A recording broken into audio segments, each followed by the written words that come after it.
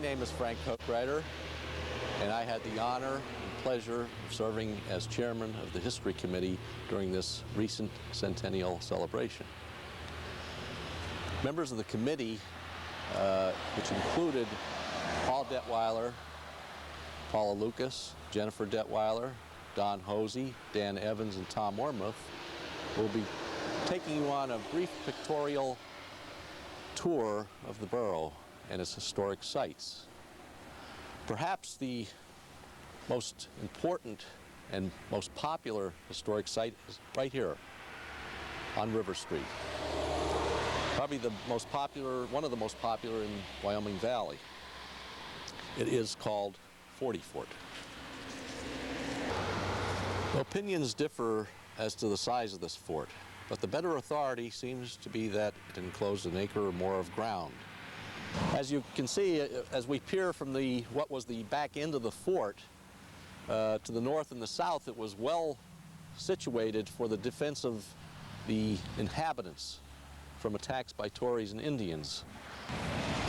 It was from this fort that on July 3rd, 1778, that fateful day in history, which the troops, the Patriots, who were under the command of Colonels Zebulon Butler and Colonel Nathan Dennison, marched to meet the enemy on the battlefields in what is now Exeter and Wyoming. As we all know, history tells us that they were met by a force of over 1,000 Indians and Tories who defeated them, and later the massacre became history. Finally, on the following day, the fort was surrendered by Colonel Dennison to the Tories and Indians under the command of Major John Butler. Hello, it's my pleasure to take you on a guided tour of the existing school buildings in the borough of 40 Fort.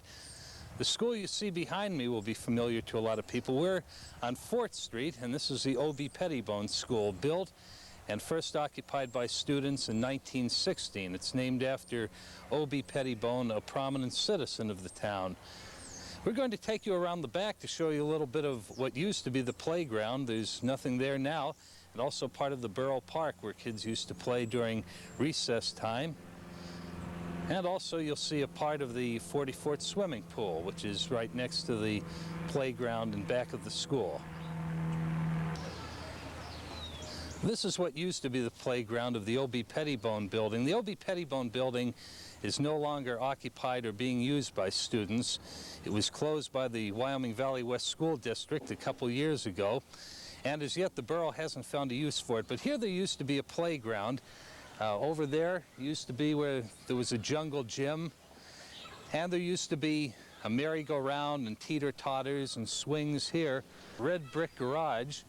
There used to be benches where teachers would sit, you may remember, and watch the children as they played during recess. Also, of course, we used part of the Borough Park where you could play baseball and touch football. And right in back of us, next to the Borough Park, is our 40 Fort swimming pool that was built as part of a WPA project and I believe opened in 1936 here in the Borough Park. We're going to move on next to Chrisman Street and show you the Chrisman Street Elementary School. This is the Chrisman Street School in 40 Fort. It was completed and first occupied by students in 1937. Some of you may remember that this school actually had two names. Most people called it by its official name, the Chrisman Street Elementary School. A lot of people referred to it also as the Durkee Street School. Durkee Street is the street immediately in back of the building here, and the playground fronts on Durkee Street. What looks like a vacant field to you at one time was the site of the Dana Street Elementary building, which was first built in 1900. Actually, that was the original 40 Fort High School, and was the 40 Fort High School until 1924, when the building to the back of me, the old 40 Fort High School building, was built and first operated as a high school in 1924. Of course, the Dana Street School was sort of our version of the Little Red Schoolhouse. It was demolished several years ago, And this property is owned by the Wyoming Valley West School District. A lot of you that might have attended the Dana Street School building might remember the great old bell that used to be in the tower. And if you were especially well behaved, Mr. Silas Wolf, who was the custodian of the building, used to let you ring that bell. The bell and all the trophies that used to be displayed in the glass cases in the high school building in back of me are now on permanent display at the 44th Borough building. We're going to take a closer look at the former 44th High School Borough building as we walk across Dana Street, and we'll take a look at the front of the building, and also you'll get a chance to reminisce by seeing the old football stadium out in back. Well, this is the last stop on our tour of the existing schools of 44th. And of course, here I am at the senior door at the old 44th High School building, which is now an elementary school with the Wyoming Valley West School District. On the inside, the school has been remodeled quite a bit since it became part of the Wyoming Valley West School District. You'd probably notice some changes from the time that you attended high school here. The auditorium is now a cafeteria. We're going to take a trip around the other side of the building out to the old football field where we used to enjoy Friday night football games, and let you see the changes that have taken place out there. The big difference between now and then in the way the football field used to look is what's not here as opposed to what used to be here. This, of course, is the 44th football field where we all enjoyed the many exciting Friday night football games that were staged here during the years when this was 44th High School. If you'll notice the goalpost in back of me, you may remember the scoreboard was there, and underneath that a small refreshment stand where people who were attending the football games could buy pizza and hot chocolate and hot coffee. Also, the stands are no longer here. There used to be bleachers on both sides of the field. They've been taken down a long time ago. And also, I'll point out to you the tennis courts, where a lot of the borough citizens still use the tennis courts and enjoy themselves there. I don't know as they play too much basketball. The old nets and backboards are still standing. Also, you'll notice over in this corner of the field a back net. The field is used quite a lot these days for soccer games. There's a very active soccer program in the borough of 44th that was founded back in the early 80s and has grown in popularity since then. Also, of course, during the summertime, boys and girls still play baseball and softball on this field. Well, I'm going to take you around to the front of the building again, where you might meet some of your old friends. Well, here we are back in front of the 44th High School building. You're probably wondering who these people are. Well, there's some of my friends and fellow graduates of 44th High School from classes from 1927 through 1966. Today, the 44th High School alumni singers are going to make their first and only public appearance. So now I'll join the choir and we'll turn the proceedings over to our choir director, Mr. Gordon Evans, a former teacher in the 44th school system, who will lead us in singing a song that we hope will be an old favorite of yours and bring back some pleasant memories, the 44th High School alma mater.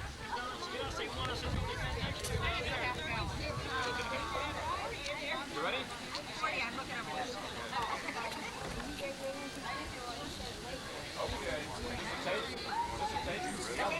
Here we go.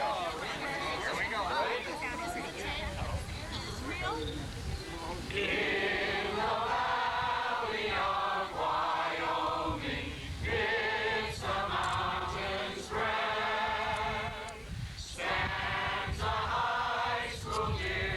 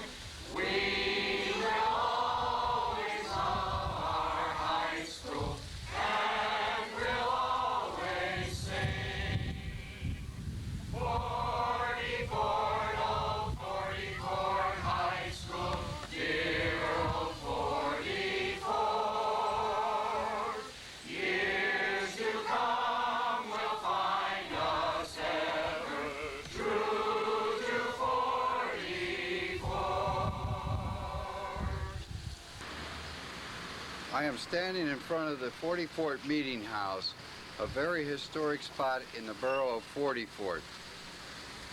The present structure that you see here is the original structure.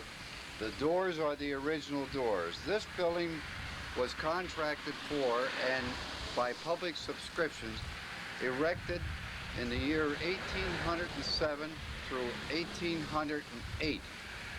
It was dedicated sometime in April of 1808 and started its use at that time. A lot of the things here are still the original things that were in the building. The glass, a lot of it is the original glass that were in the windows. Also, the woodwork inside is the original woodwork. Nothing has ever been painted or touched or replaced. The only thing that has been done is that the outside has been painted and the new roof put on the building. Over the years, the 44th Ministerium has used this building for summer functions of church. And the only reason it's used in the summer, there is no central heating plant to be used during the colder weather. There have been various weddings and types of festivities like that have been held here. As you can see, this is part of the 44th Cemetery, and this land was dedicated by our founding fathers for the site that this sits on. It's part of the cemetery, which is very historic because a lot of the early settlers are buried in this portion of the cemetery.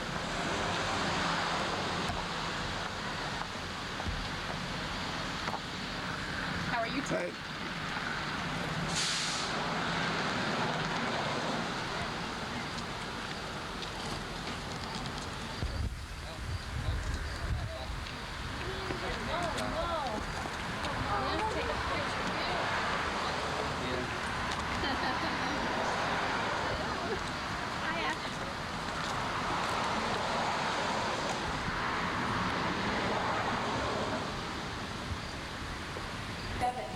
And they decided that the town needed a meeting house. The work was not completed on the meeting house until 1888, and the architect that was hired was a man from New Haven, Connecticut, known as Joseph Hitchcock. Gideon Underwood was a cabinet maker, and he built the pulpit, and he carved all the paneling. None of the interior woodwork has ever been painted or changed. It was originally very light colored, but it has darkened greatly with age. This was the first church finished in northeastern Pennsylvania, and it has many unique features. It's one of the very few examples of colonial architecture left unchanged in the area. Churches were copied from this one in Wickford, Rhode Island, and similar ones were copied in Newport, Rhode Island, and New London, Connecticut. Inside the main doorway, you can see the center aisle that leads directly to the pulpit. We have 6 enclosed pews on either side. We have 2 winding stairways on either side of the building that go up to the balcony, which is no longer in use. The columns supporting the gallery contain rude brackets where they used to set candles for light because in the afternoon this does get very dark. This has never been wired for electricity in order to keep it as authentic as we possibly can.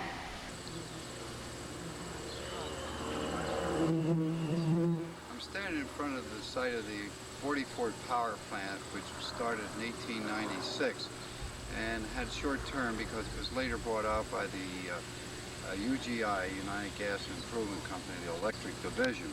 However, it did furnish power for all the streetlights in 44th for many years, inasmuch as that many of the homes were not wired for electricity in that period of time.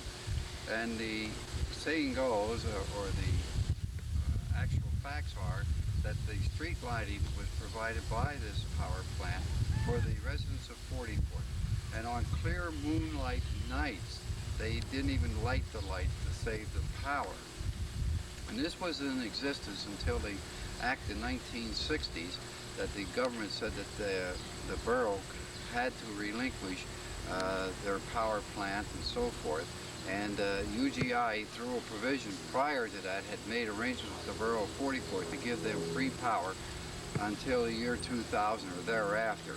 However, that was declared discriminatory, and that was subsequently revoked. and now the borough does pay for their power the same as everyone else.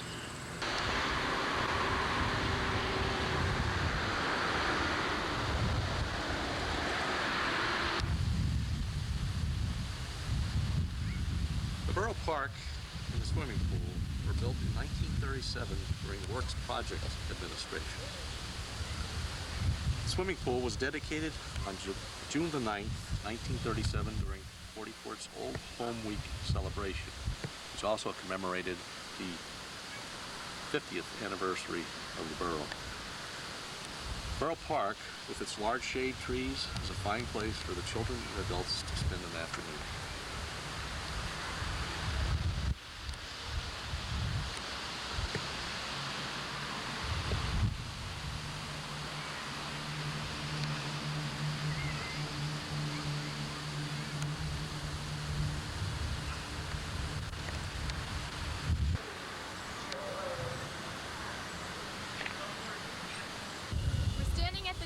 House that is the oldest house in 44th. Was built in 1790 by Colonel Nathan Dennison.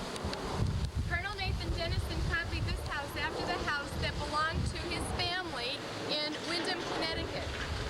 Colonel Dennison was the first white man married to the first white woman in the valley, and her name was Elizabeth Still. When Colonel Dennison first arrived at the valley, he built a small cabin on the bank of Abrams Creek to the right of where the home stands today. He, along with Colonel Zebulon Butler, led the settlers in the Wyoming Massacre, and he died in 1809 at his home. The Dennison home is presently owned by the Pennsylvania State Historical Society, and the inside has been restored to the original state that it was in when the house was originally built. The home contains 5 fireplaces, 3 on the first floor and 2 on the second. Yeah, I don't ever hear them having ripped that window out and put a door in there. Oh, I don't know. I'm going to have to let that down. This is Austin. You live in 44? No. Oh. She lived to 104. She died about 8 or 9 years ago. Really? And this was her wedding dress. Her wedding dress.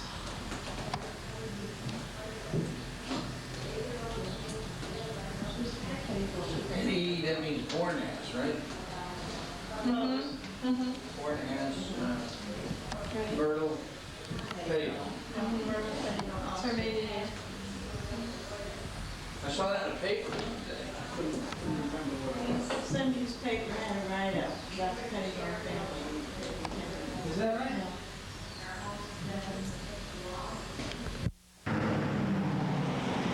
Hi, I'm Paula Lucas. Let's take a look at the 44th Theater now, which is almost 50 years old. The 44th Theater was opened January 29, 1938. No cost was spared in making this one of the most elegant theaters in the region. Known for its large lobby and comfortable seating, the theater was built by the late Thomas Alexander and Comerford Theater Corporation in answer to requests from the 44 Businessmen's Association. The first movie shown here was Thoroughbreds Don't Cry, starring Judy Garland and Mickey Rooney. The theater is still owned and managed by the Alexander family and is one of the last of its kind in northeastern Pennsylvania. Playing to decreased numbers without the support of the town people, this beautiful film house may eventually have to close its doors. Maybe its best known use during the Centennial year was the site of the world premiere of Robin Hood's of 44th, our own Keystone Cops Movie. The one-night Hollywood-like extravaganza sold out to a crowd of approximately 1,300 people. The theater was offered for our use by Mr. Tyke Alexander. The movie was directed by Thomas C. Alexander, produced by Thomas F. Alexander, both descendants of the man who brought cinematic enjoyment to our town. Good afternoon, ladies and gentlemen. I'm Don Hosey, standing in front of a home here which was occupied by George Shoemaker. And we are going to show you a little tour of that, which was shown quite a while ago.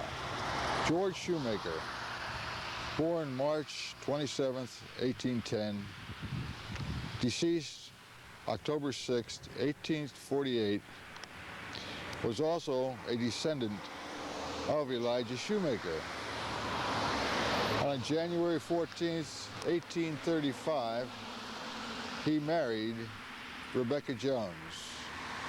Now, the home which you are looking at is presently used by Frederick and Snowden as a funeral home. It was built about 1876 by George Shoemaker, one of the first settlers, and he was also a brother of Robert McDowell Shoemaker. George Shoemaker, also the owner of a general store which was bought in 1843 that was located on what is now a part of the 44th Cemetery.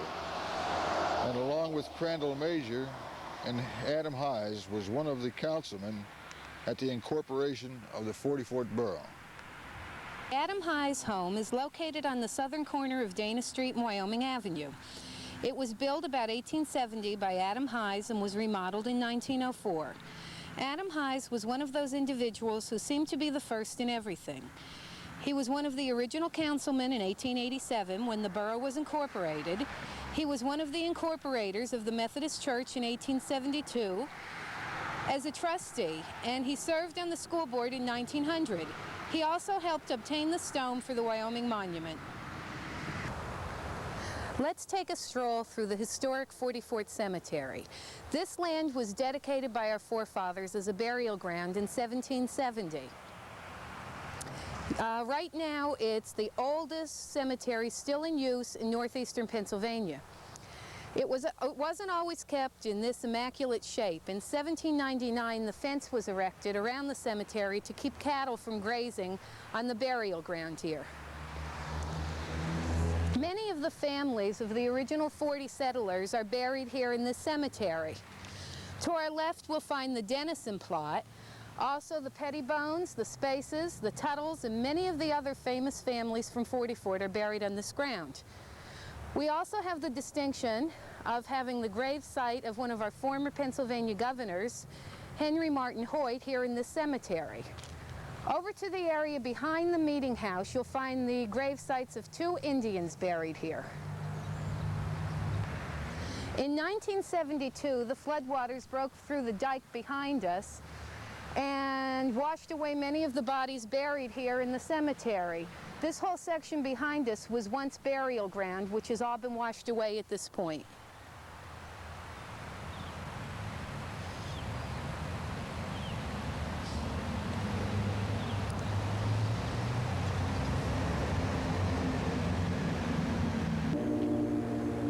People returning to 44 after the floodwaters had receded were greeted with the sight of coffins split open, standing on end, and bodies scattered all through the area.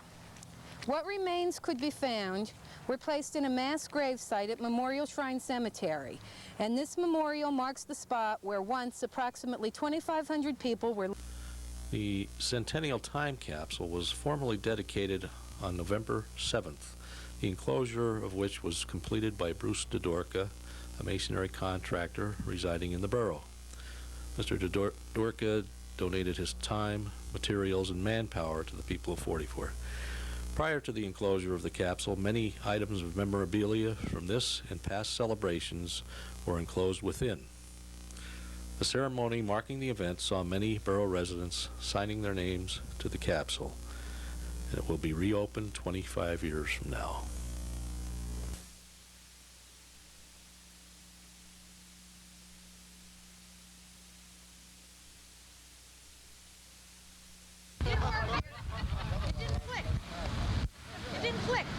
Drive the crank. Wires it okay. Don't take it out. Take it out? Okay. Well, there's only a couple in it. Not very much. Okay, are we ready to? Everybody sign who wants to sign? Everybody think? Bob, did you get your name? Hurry up. Wait a minute, there's still somebody here to sign.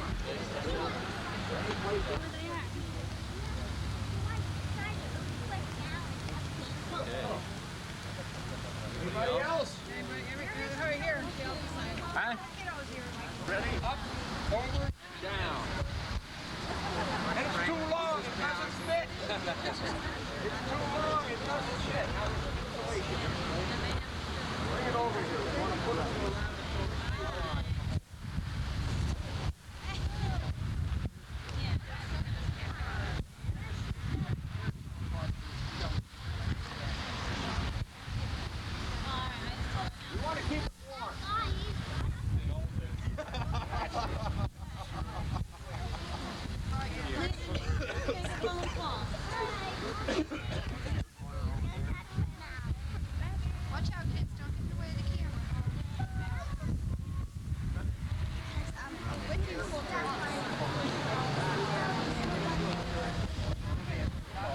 good you did it.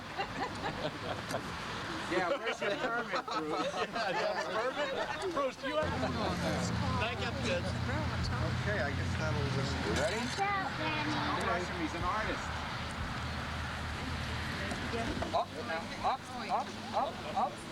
over, and... He's gonna roll. A little to the left. No, a little to the right.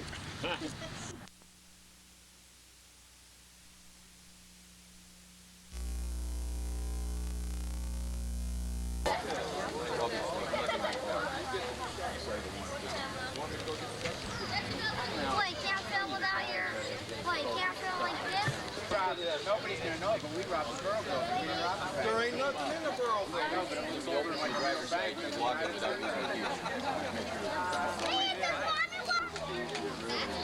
That'd be a good thing with the book. Both of you taking each other's pictures. This is an interview, Ed. I think between the two films, you should get a lot of...